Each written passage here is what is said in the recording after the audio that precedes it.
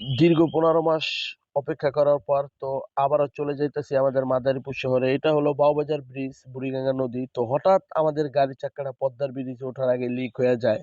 তো তারপরে দুঃখজনক ০.৫ ঘন্টা ওইখানে দেরি হয়েছে, লেট করা লাগছে। তো দেখেন গাড়ির চাক্কা লিক হয়ে গেছে।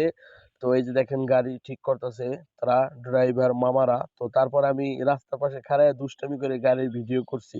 আজকে খালি দুষ্টামি করতে করতে ঢাকা থেকে দেশে আয়া পড়লাম। তো সকালবেলা দেখেন আবার কত সুন্দর সূর্য, সকাল সকাল খুব সুন্দর একটি দৃশ্য। তো তারপরে দেখেন পদ্মা নদীর পাশে কত সুন্দর একটা ভিউ, তাই আমি দুষ্টামি করে ভিডিও করলাম, অনেক ভালো লাগতেছে আমার কাছে। তো তারপরে দেখেন পদ্মা নদীর অপর সাইডে এত সুন্দর একটি দৃশ্য। তারপরে দেখেন এটা হলো শিবচর বাজার। তারপরে তারপরে দেখেন এটা হলো জালালপুর ব্রিজ। তারপরে দেখেন আমি কি অটোতে বসে দুষ্টামি করতেছি। তারপরে দেখেন এটা হলো হবিগঞ্জ ব্রিজ আমাদের। তারপরে দেখেন অবশেষে বাড়িতে চলে আসলাম। বাড়ির যে অবস্থা, ১৫ মাস ধরে এই বাড়ির ভিতরে কেউই থাকে না, বাড়ি পড়ে থাকে। আমরা আমাদের ফ্যামিলি সহ সবাই ঢাকা থাকি। বাড়ির যে অবস্থা দেখলাম, কাম করতে করতে আজকে আমার ১২টা বাইজা যাবে পুরা।